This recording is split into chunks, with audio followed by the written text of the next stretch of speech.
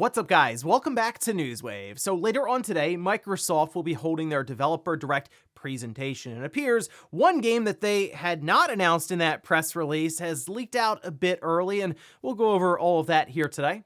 Also, we are going to be talking about Nintendo and Metroid, but not necessarily Metroid Prime 4, as it appears they have another Metroid game in the works. And we'll also be going over Microsoft and Xbox's quarterly reports, as it looks like, it's time to start releasing some games. Guys, if you enjoy these videos, make sure you hit that like button, helps that a ton. And if you're new here to the Spawnwave channel, make sure you subscribe down below. And we're going to start today with 4A Games, Metro Exodus, and a brand new tool that they're releasing. We can see this over on their website, where they have introducing Exodus SDK. They say, we're thrilled to pull back the curtain and release Exodus SDK for y'all to play with for free. Now, to run it, you will need either Metro Exodus 2019 or the Enhanced Edition installed on your machine, and it will allow you to do all kinds of stuff in the Metro Exodus universe and game, and essentially have full support around creating your own mods in different parts of the game, even creating your own standalone executable. And they go in depth here with this. The SDK features include scene editor, model editor, viewer, navigation, particles, terrain tool, weather editor, camera track editor. The list goes on and on and on. So it is well beyond the idea of just leaning into mod support somewhat. It just kind of looks like you'll be able to create your own game completely. Now, they mention it's not for commercial uses or sharing it behind a paywall or selling anything like that. This is just them releasing a tool for you able to create your own titles using that Metro Exodus setup with the SDK. But really cool stuff here from 4A Games. So if you have Metro Exodus and you want to take a shot at maybe crafting your own game in that kind of setup and universe, you might want to check it out. Also, we do have Dead Space Remake coming out this Friday. I'm very excited for this game, and it's been a while since I've played Dead Space, and I thought about going back and trying it again just ahead of the remake, but I figured, hey, you know, we'll see what the newest one is all about when it releases. But some people have mentioned, okay, what's going on with the reviews? They haven't shown up online. When will they be posted? Well, we can see this over on Twitter from Metacritic. They say expect Dead Space reviews on Thursday, and then ask for the Metascore predictions for the game. And Dead Space on the Xbox 360 came in at an 89. So my question is, for everyone out there, will the new one, the remake, come in above or below Dead Space on the Xbox 360 at that 89? I kind of think it's going to come in maybe below it. Not necessarily it'll be a worse experience or anything. In fact, I think it'll be a better experience, but I also understand the overall standards and expectations have gone up quite a bit since the 2008.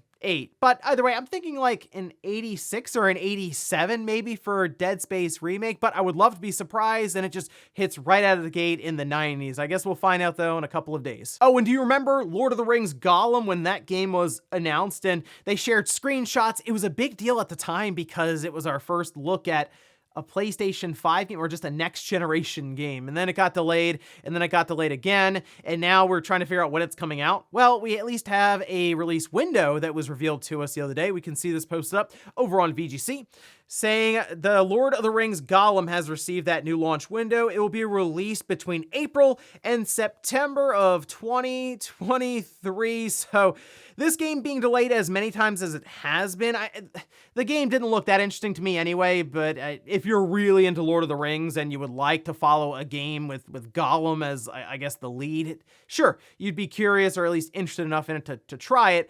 But I think the big thing about it at the time was, yeah, it was our first quote-unquote look at a PlayStation 5 game, and then this was 2019 when it was first mentioned, and then they showed the screenshots off ahead of Microsoft's third-party showcase, so there you have it. At some point before September of 2023, we should see Gollum released for anyone who's curious or interested in checking it out. And guys, with some of the quick news out of the way, let's get into the bigger stuff. Let's start right away with Xbox and their Developer Direct that will be airing later on this afternoon, 3 p.m. Eastern Time. According to Aaron Greenberg, it's about 43 or 44 minutes long, which did lead to some questions around the pacing of this game, as they've only outlined 4 different titles that will be there, but that's at least what they've revealed ahead of time. Remember, that's Redfall, Forza Motorsport, Minecraft Legends, and updates for Elder Scrolls Online. Now, Aaron Greenberg also worked to temper expectations around people expecting some massive thing, I assume, like a Perfect Arc or a Fable or some big revival, like Scalebound being there. Nothing to that end should be showing up, but that doesn't mean we won't see any surprises here. In fact, it appears one has been spoiled actually multiple times now, and we have basically our latest confirmation. We can see this over on Twitter. This from Bill, and remember, we talk about D-Labs and how they'll leak out a lot of the PlayStation Plus stuff early. Well, here you go. This is the source of it here, posting up on D-Labs. But say a new game from Bethesda and Tango Gameworks will be announced and or released soon. Probably an Xbox and Bethesda Developer Direct event. The name is Hi-Fi Rush, and it will come in Standard and Deluxe Edition, with the game being rated as teen according to the ESRB or PEGI 12. Now, we had heard about this previously. I believe Jeff Grubb mentioned this on one of his shows or his live stream podcast that he'll do. And it's a smaller scale game. Think of like Pentiment, but from Tango Gameworks. Not that it's going to be that exact same kind of setup, but just a game that you wouldn't have this massive scope or like a Starfield or one of their big AAA projects. This would be more AA indie level style game, but that also leads to a lot of creativity like what we've seen with Pentiment. There's no other game out there really like Pentiment, so I'm kind of expecting that same thing from Tango Gameworks with Hi-Fi Rush. Now, what exactly is this game? Well, there have been some early talks around it being a rhythm style game with jet set radio aesthetics.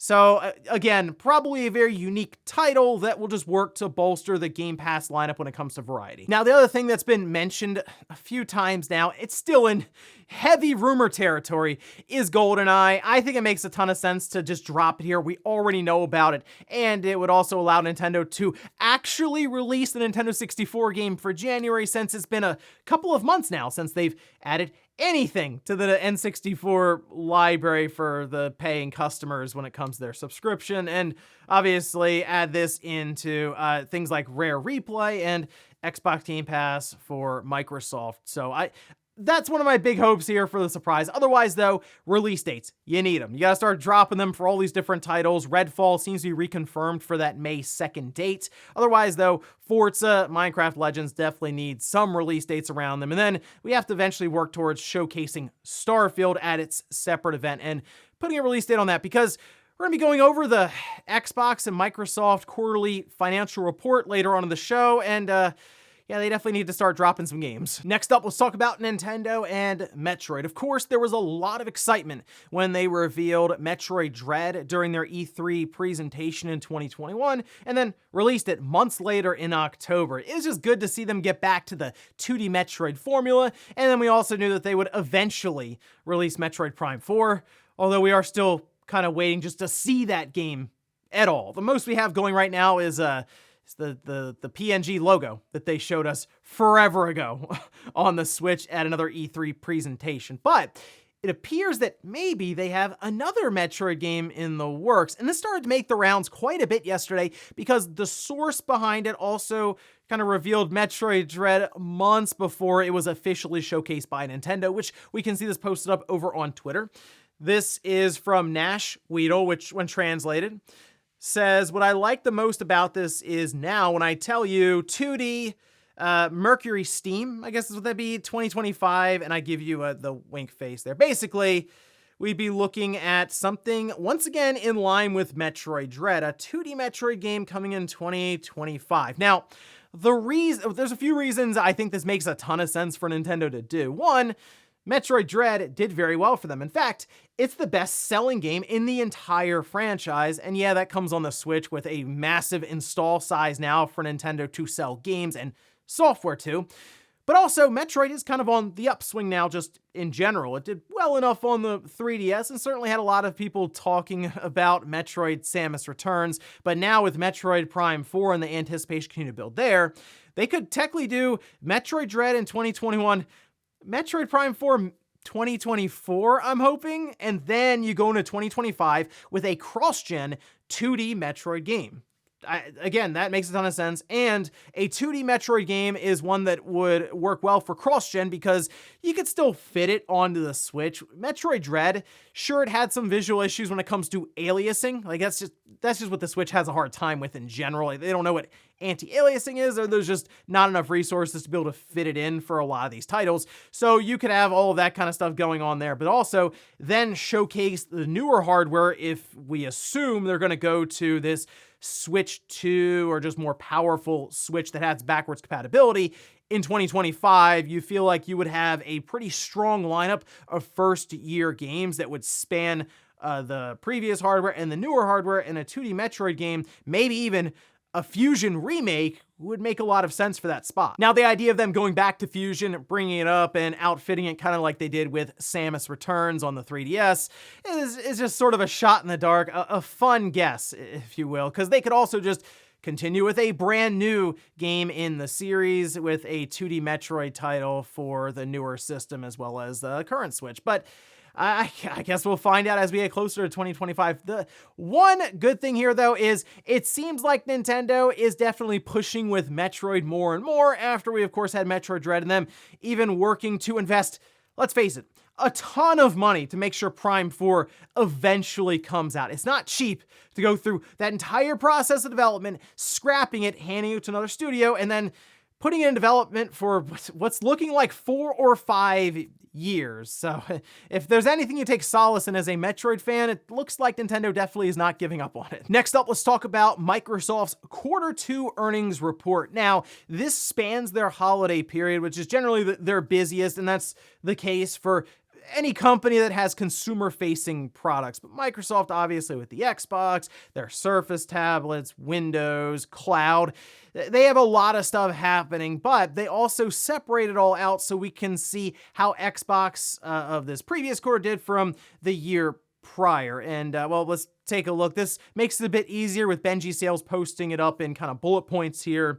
With the fiscal year 23 Q2 results, October, November, and December would all be part of this report, comparing it to the previous year, which, remember, that time period had Halo Infinite and Forza Horizon 5 launching, whereas this past quarter had Pentiment? Sure, there you go. And High on Life, sure, throw that in there as well, I guess. Gaming revenue down 13%, Xbox content and services down 12%, Xbox hardware revenue down 13%, first-party and third-party content declined. Game Pass subscribers, however, did grow. Now, they kind of left that up in the air, just it grew. It could have gone up by 0.5%, could have gone up by 1%, and they would be able to still claim that to be true. So, fortunately, no hard numbers here when it comes to Game Pass growth overall. The only number here that would concern me a bit, because obviously gaming revenue, content services, that will be down. First party, third party, that will decline. They didn't release anything massive, right? Hardware revenue, that's, it's interesting. Now, you can read into that and say they just sold less systems, and that is something they mentioned in their conference call, that the volumes of sales fell. But remember, they also discounted the Xbox Series S to $250, and that's generally their best-selling SKU overall. So going from $300 to $250, and you're selling potentially millions of systems, yes, that will also play into the 13% decline. Now, I don't want you to think that Microsoft's going poor or anything with the Xbox brand, because you can see Dom's playing here, mentioning that the overall report implies $4.74 billion in quarterly Xbox sales. It is the lowest since fiscal year 2020 Q2. I will say, though, I think we've seen quite a bit of inflation just in general when it comes to the numbers for a lot of these consumer-facing companies, especially since Microsoft said that their OEM sales, or their revenue, so when a computer ships and has Windows on it, Microsoft gets a cut of that, and that plays into their Windows sales. That was down nearly 40%. And a lot of that has to do with people just not needing to buy as many computers as they did a year prior, and then even before that with the pandemic and everyone staying home or adapting to a work-from-home lifestyle. One aspect that Microsoft was pretty excited to talk about was their Xbox monthly active users, which, according to VGC here, hit a record 120 million. Okay, so that counts, yes, on Xbox, on Windows. Also, anyone who signs in to Minecraft on your Switch, your phone, your PlayStation, you do need a Microsoft account to participate in those titles online with cross-play. So Microsoft has some ways to, of course, push that number up higher. But looking at this report, not great. I mean, it's down pretty drastically year on year, and we all know why. It's because they didn't have any big games to release. If you think about it, we're still waiting for another game to come out from Microsoft that would be quote-unquote AAA or just a larger scale title since Halo Infinite, actually since that quarter that we're comparing this previous quarter to. And if we're thinking that Forza, maybe that's up next, that would be in maybe April. You're going almost a year and a half between releases, which is like mind-blowing stuff to think about. But I do believe 2023 is when Microsoft really gets rolling finally, and I believe they get things started later on today at the Developer Direct. And in our last bit of news, let's once again talk about Microsoft, this time responding to a leaked image and rumor that was going around for Gears of War Collection and Gears of War 6. Now, we can see this over on Twitter from Game Rant, who says a new Gears of War leak features what looks to be logos of the Gears Ultimate Collection and the unannounced Gears 6 games. This was from Nick over on Xbox Era Podcast, who mentioned that there were logos sent over on a computer screen from an anonymous source, and they were leaning towards them being fake, but they were unsure if they could still be legitimate, possibly. So they kind of left that up in the air, and of course it started to spread around that Gears Ultimate Collection, which has been described as kind of the Master Chief Collection, but for Gears of War, so think of 1 through 3, I guess, and the Coalition would be moving them up to Unreal Engine 5. And this would be a good way for, I think, them to just work with the newer Unreal Engine version while also taking some older Gears of War games and modernizing, bringing them up with newer visuals. And the weird thing is they already did that for Gears of War, but sure, I guess 2 and 3, why not? You could bring them up, and I'm sure there are a lot of people who still have not played those games because you have younger gamers coming in, and while I played Gears of War on the Xbox 360 and then even on the Xbox One, I understand there are people who are getting their Xbox Series S or X as maybe their first system ever, and they can then go back and try these games out for the first time. Gears of War 6. Yeah, that's probably going to happen at some point. So it's not shocking to think that, but the idea of a logo getting passed around and confirming it, well, we have Guy Welsh here responding to that tweet. That's the Xbox marketing manager who probably knows if this will be legit, and they simply say fake news, period. So there you go. It does appear that those logos that the marketing manager probably know if those actually exist within Microsoft is saying it's not real. So while I think Gears 6 will eventually happen, and I wouldn't be shocked if there was a Gears collection out there somewhere, most likely this is not confirming anything. And before we go to the comment of the day, we're going to take a look at the poll that I posted up yesterday, where I asked, would you be interested in a Gears of War collection that remakes Gears 1, 2, and 3? And look at this, 54% says yes, I would like to play through those games again or for the first time. And then 46% said no, I would rather see other or newer games get announced from Xbox. And you know what, I looked through the comments, people seem pretty excited at the idea. Like if they took it and rebuilt in Unreal Engine 5, I get it, it's more or less just them making the games that you've already played before look better, but sure, they're classics. The Gears of War series, specifically 1 through 3, can leave Judgment behind, right? That's not a big deal. But Gears of War 1 through 3 were awesome titles during that Xbox 360 run, and for a lot of people are just legendary. So why not? If it's just extra content you get through Game Pass and you can play through it with a friend, maybe them for the first time, yeah, I think that'd be a lot of fun. And it's a good way, I think, for Coalition to just continue learning more and more about Unreal Engine, because while they're the masters, Unreal Engine 5 is still relatively fresh, so it'll give them an idea as to how to use it for, well, Gears of War 6, because we figure that will happen someday. And we'll finish up with the comment of the day, as you're seeing here. This is from Marvin saying, concerning Forspoken and the Digital Foundry video, don't forget that they observed dynamic resolution scaling drops to as low as 720p. Yeah, the Luminous engine it's not working out well for Square. They really want it to work, but it feels to me like the overhead for that engine just to function isn't worth the trade-off for the visuals that I'm seeing. Like, I picked up Forspoken yesterday. I've played a couple of hours now of it. if I put it on performance mode, the character model has a lot of like the dithering around her, and it doesn't look great. And then you see the frame rate issues, and Unreal Engine's right there. They switched to the Luminous engine to Unreal Engine, so they get Final Fantasy VII Remake out the door.